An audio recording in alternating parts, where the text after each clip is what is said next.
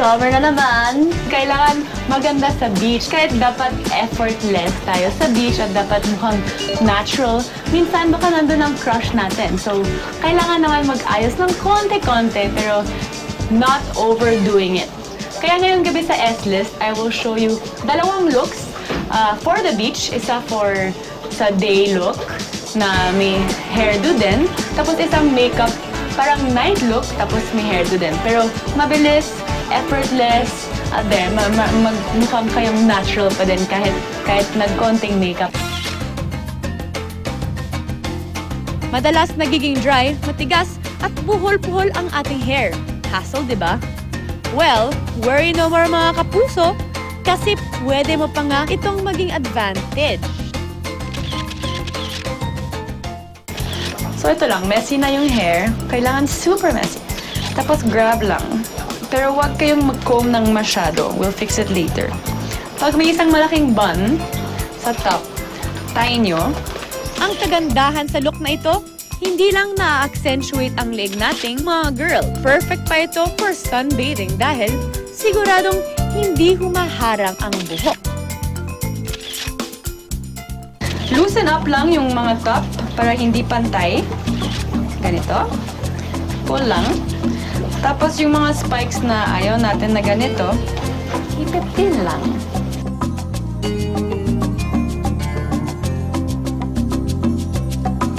So, kailangan messy lang, maluwag, pero hindi. Pag may coconut oil kayo, or kahit baby oil, okay lang sa hair. You can always add some accessories rin para mas bongga. Eh paano naman kung gusto nyo naka-makeup while on the beach? Pwedeng-pwede yan with this no makeup look. Ngayon, time for makeup. At syempre pag nasa beach kayo, dapat hindi naman kailangan mag-makeup. So ngayon, I will just do a little bit. Kailangan mag-fill up yung eyebrows. Ilagay lang ng konti para ma-define yung eyebrows nyo pag may butas kayo or anything, pero huwag masyadong dark. Pagdating sa eyebrow shade, mas mabuti kung lighter ito. Remember, dapat effortless lang. Pwedeng maglagay ng konting concealer. Actually, may concealer na may SPF, so it's not like you're marred or anything. You're just protecting yourself from the sun, diba? Avoid foundation sa beach. Meron namang mga sunscreen na may tint o kulay as alternative. O diba? Safe na, nakakapagpaganda pa. Siyempre naman kailangan mag-set yung concealer with powder. So, there, diba? Natural. Aba, siyempre naman, mas maganda kung may glowing effect din para mas mukhang healthy ang skin. Actually, ito yung pinaka-favorite na produkto ko. This is a light beam na parang curly. I'll show you guys. Ilagay nyo sa cheekbones. Pwede din sa T-zone. Tapos spread lang with the brush. Kahit yung fingers nyo pwede.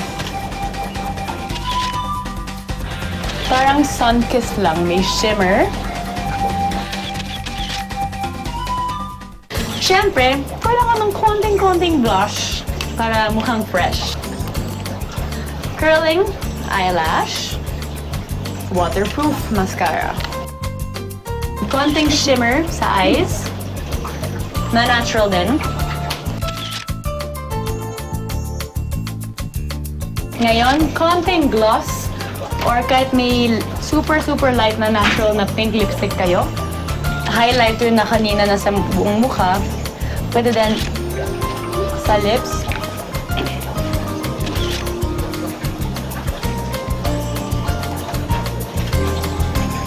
So there you go, fresh na dewy pa.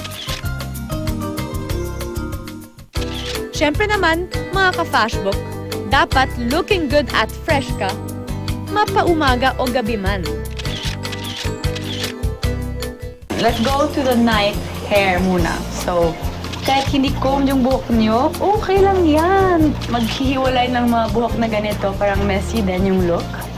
Tapos, kukunin nyo ng hair tie or ng pin na may... Ito ang trick ng mga hairstylists. May rubber band, tapos may isang pin, bobby pin, tapos isa pa sa other side. Para ganito kaya sa sa buhok, tapos mag-ikot-ikot, tapos pin ulit. So, just make it messy. Hindi kailangan na maayos sa beach. So, there. Oh, nag-pin. Tapos, ikot lang yung rubber band. And pin ulit. There. Scarf. Here, I'll tie it here muna. Kahit dalawang klaseng scarves or isa, okay lang yan. Tapos itakpan nyo yan. And use it as parentas. Parang ito yung isang parte ng buhok nyo, di ba? Mag-iikot lang. 1, 2, ikot. Kailangan isang rubber band ulit. There. Pagdating naman sa night makeup sa beach, kailangan lang dagdagan ng konti ang day look do mo. We'll just add contour, tapos konting brown sa eyes, at eyelashes. Favorite ko yan. There, ngayon, curling time. Konting shimmer na contour. And syempre ako, gusto ko yung mga natural na lip colors na medyo beige. What do you think? One more thing, guys. Ang braid nyo, pwede ring i-transform into a bun later in the night. And there, yung messy hair na hindi masyadong messy. Sana marami kayong natutunan ngayon gabi sa S-List. And remember na pagdating sa beach hair and makeup, dapat natural ang peg natin. So yun, mukhang fresh, mukhang maayos, at mukhang isang ka-fashionable. Hanggang sa susunod na S-List, have a fresh summer.